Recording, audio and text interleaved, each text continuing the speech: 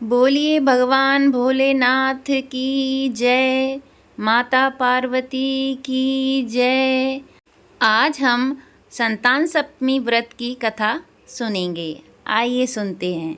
हिंदू मान्यताओं के अनुसार संतान सप्तमी व्रत करने से जातक को उत्तम संतान की प्राप्ति होती है तथा जिस जातक के पहले ही संतान है तो इस संतान सप्तमी व्रत करने से उसकी संतान की अच्छी स्वास्थ्य और लंबी आयु होती है तथा संतान सप्तमी व्रत को करने से जातक के जीवन में सुख और सौभाग्य में वृद्धि होती है। हिंदू धर्म ग्रंथों के अनुसार एक बार भगवान श्री कृष्ण ने युधिष्ठिर को संतान सप्तमी के व्रत की कथा सुनाते हुए कहा कि यह व्रत योग्य संतान प्रदान करने वाला, उसकी रक्षा करने वाला और उसके दुखों का नाश करने वाला है। ऋषि लोमेश ने इस व्रत के विधान को माँ देवकी को बताया। भगवान श्री कृष्ण ने युधिष्ठिर को संतान सप्तमी की व्रत कथा सुनाते हुए कहा, हे महाराज, मैं आपको संतान सप्तमी के व्रत की कथा सुनाता हूँ, आप ध्यान से सुनिए।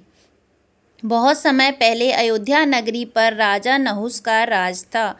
वो बहुत ही प्रतापी और न्यायप्रिय राजा थे।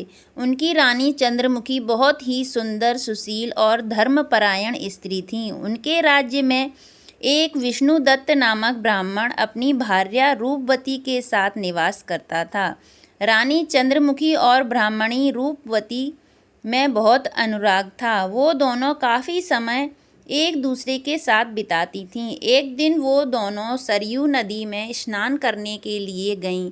उस दिन संतान सप्तमी थी। उन्होंने देखा कि स्त्रियां वहां पर स्नान करके वहीं माता पार्वती और भगवान शिव की प्रतिमा बनाकर विधि विधान के साथ उनकी पूजा अर्चना कर रही थीं। तब उन दोनों ने उन स्त्रियों से उस पूजा अर्चना के विषय में पूछा तो उन स्त्रियों ने कहा, हे रानी जी, हम सुख, सौभाग्य और संतान देने वाले संतान सप्तमी व्रत कर रही हैं।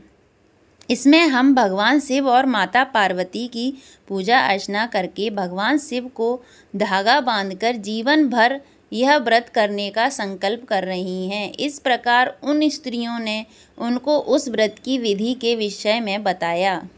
संतान सप्तमी व्रत कथा। उन स्त्रियों से उस संतान देने वाले व्रत के विषय में जानकर उन दोनों ने भी भगवान शिव को धागा बांधकर जीवन भर उस व्रत को करने का संकल्प कर लिया, परंतु दुर्भाग्यवश वो दोनों ही संकल्पित व्रत करना भूल गईं। परिणाम स्वरूप मरने के बाद उन्हें कुयोनियों में जन्म लेना पड़ा। उन विभिन्न योनियों में दुख भोगकर एक बार फिर उन्हें मनुष्य योनि प्राप्त हुई। इस जन्म में रानी चंद्रमुखी ने राजकुमारी ईश्वरी के रूप में जन्म लिया और उनका विवाह मथुरा के राजा पृथ्वीनाथ के साथ हुआ और ब्राह्मणी रूपवती ने भूषणा के रूप में एक ब्राह्मण परिवार में जन्म लिया और उनका विवाह मथुरा के राजपुरोहित अग्निमुखी के साथ हुआ। पूर्व जन्म की ही भांति इस जन्म में भी उन दोनों में बहुत प्रेम था। पूर्व जन्म में संकल्पित व्रत न करने के कारण इस जन्म में रानी को संतान सुख प्राप्त नहीं हो सका। उसने एक मूक बधिर बालक को जन्म दिया और वो भी अल्पायु में ही मृत्यु को प्राप्त हो गया। इस कारण वो बहुत दुखी रहने लगी। उधर सौभाग्यवश ब्राह्मणी भूषणा को उस व्रत का स्मरण रहा और उसने इस जन्म में उस व्रत का पालन किया, जिसके फलस्वरूप उसको 8 पुत्रों की प्राप्ति हुई। उसके पुत्र स्वस्थ होने के साथ साथ बहुत ही रूपवान और गुणवान थे। जब भूषणा को अपनी सखी रानी ईश्वरी के मूक बधिर पुत्र की मृत्यु का पता चला तो वो रानी को सहानुभूति देने के लिए उससे मिलने गई।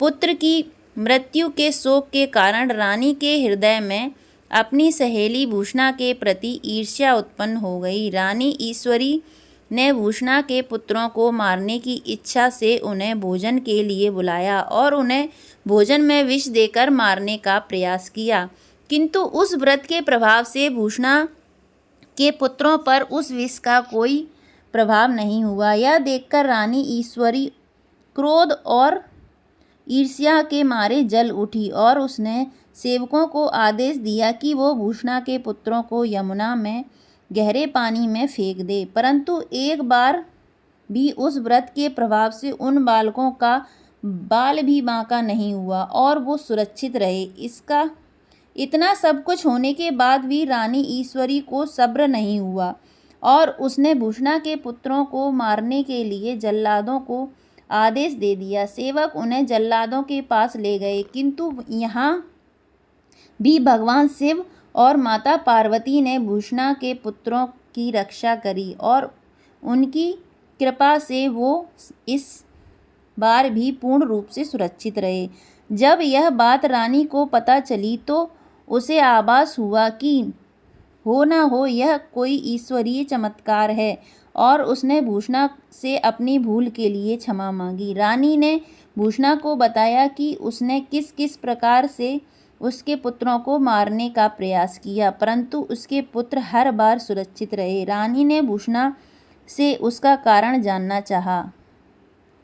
तब भूषणा ने रानी को पूर्व जन्म के इस व्रत का स्मरण कराया और उसे बताया कि वो दोनों पूर्व जन्म में सहेलियां थीं और उन्होंने मुक्ताभरण व्रत का संकल्प लिया था, परंतु वो उसे करना भूल गई थीं। किंतु इस जन्म में मैंने उस संकल्प को पूर्ण किया और मुक्ताभरण व्रत का पालन किया।